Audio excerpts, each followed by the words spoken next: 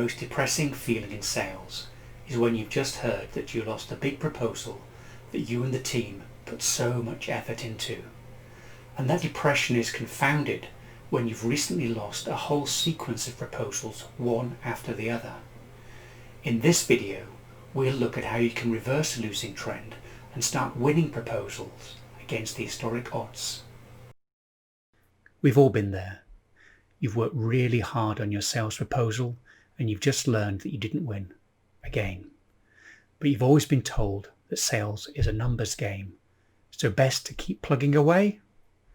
Surely, if you just keep focused and hang on in there, aren't proposals a bit like London buses? Suddenly, 2 or 3 will turn up and all will be well.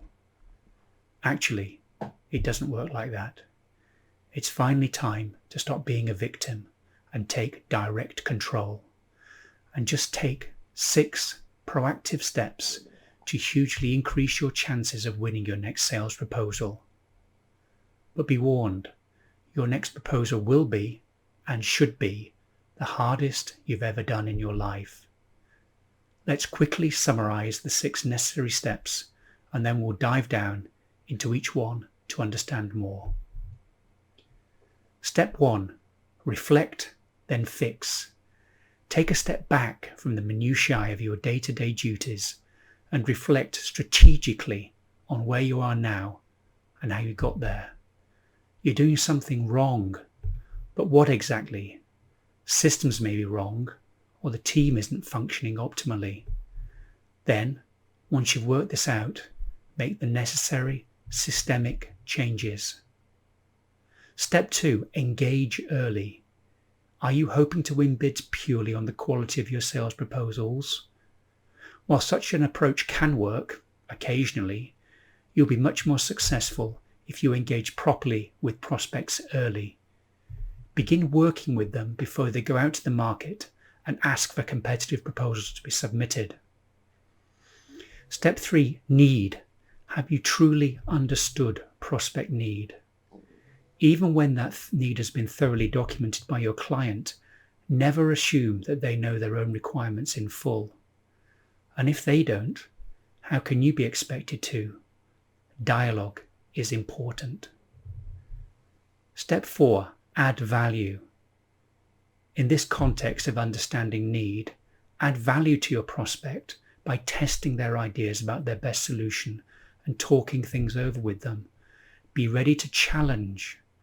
This doesn't mean being aggressive or arrogant or telling your prospect what they really need from you is all the features that are unique to your product. Instead, it means demonstrating that you're truly on their side for the long term. Step 5. Forget, cut and paste. Now we come on to the proposal itself. The fastest way to create proposals is by cutting and pasting from other recent proposals. But you lost with those proposals. So why do you think you might win with largely the same content this time around? Forget, cut and paste. It's time to move away from something that works generically, or more accurately, fails generically, and create a unique proposal tailored directly to this particular prospect and opportunity. Step 6. Impress. Finally, and perhaps stating the obvious here, write a really great, highly visual document that will blow your prospect away by delighting them. Making changes in these areas will dramatically increase your chances of winning with your proposals. Right, let's deep dive into each of these 6 areas. Reflect and fix. How good are you at developing proposals? No, not you personally. How good is your sales process, the wider team, the support you get from your leaders, the way that you qualify opportunities, your competition, the quality of your tenders when compared with your competitors, the strength of your tender system, etc. This is key, absolutely crucial intelligence. If you don't have it, it's going to be very hard for you to improve. And if you can't improve, you'll continue to lose. You will almost certainly need the backing of your firm's leaders. Ask your leaders to get involved in root and branch reflection. Then, Once you've identified what's wrong, go ahead and fix everything following a prioritized schedule. If your company leaders won't or can't bring the necessary objectivity and energy to this reflective phase, consider bringing in outside experts. We can help with this stuff. Engage early. Occasionally, an organization is able to win without any existing relationship with a prospect on the basis of the very best tender alone, but this is rare and it's tough, very tough. The most successful sales organizations are those that have already worked with the client before they went out to request proposals from the open market, and usually they will have helped shape the solution image in the mind of the buyer, thus giving themselves a competitive advantage over you. Need. Where you engage early, you get the chance to talk about what your prospect truly wants and to discuss their solution requirements in advance. This allows you to demonstrate an understanding of need before the RFP, request for proposal, is issued. Again, this gives an advantage. Now you get to have insights into prospect need that are likely to be totally invisible to others. And because you have previously discussed these needs comprehensively, you've already established a trusted relationship. Add value. Early discussions around need also give you the unique opportunity to add value by testing their ideas about what is considered to be the likely best solution to solve their business issues. This doesn't mean trying to convince them that everything they want is already part of your product. Instead, act as a sounding board, allowing the prospect to run their first generation of ideas past you. Where you are able to point to alternative, better, lower cost ways of meeting need, you add value in the eyes of your potential buyer and thereby improve your credibility and trustworthiness. Buyers always prefer to buy from credible, trusted suppliers. In fact, at this point, the term supplier becomes inaccurate. By adding genuine value, you have proved to be a worthy business partner. Ditch cut and paste. So far, we've been talking about your systems, processes, and the point at which you engage with prospective clients. Let's move on to the proposal document itself.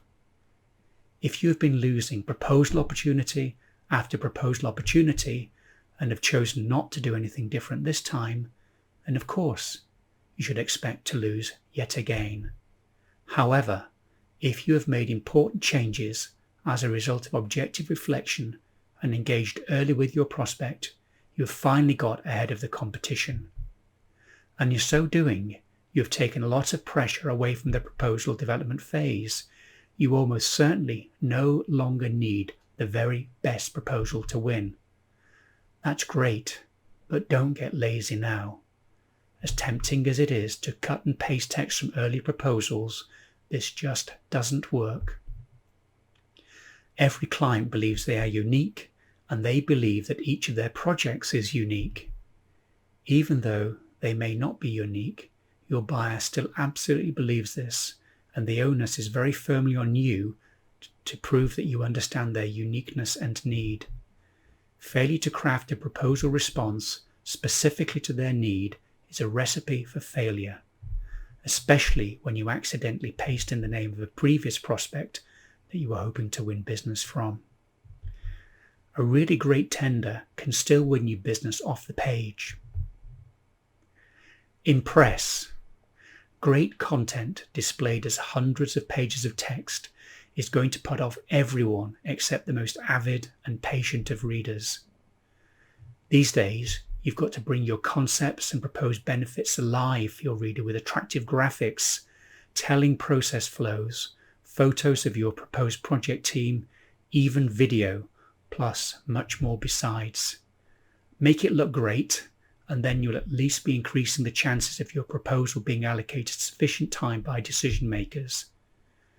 These 6 things may now sound obvious to you, but as I mentioned before, implementing these in advance of your next proposal submission will be really tough for you. You have a couple of choices though. Firstly, Can you phase in the implementation over a number of months and a number of proposals? But phasing like this acknowledges that it will take time for the changes to bite home, meaning that you must accept that you are likely to continue to lose out with your next few bids. Or secondly, you can seek top-level support from your directors to give you additional support for your next bid. That might be internal support and/or external support, which may involve bringing in outside resource and experts to fast-track the improvements, something we specialize in here. Let's summarize. Be intensely reflective and self-critical, being sure to take input and get support from senior managers. Engage with prospects before they ask for competitive proposals from the market. Truly understand your prospects' needs. Demonstrate your deep understanding of need by challenging your prospects' assumptions, so adding value to their business and moving towards partnership status. Forget cut and paste. You need to write something that appeals directly and powerfully to them and just to them.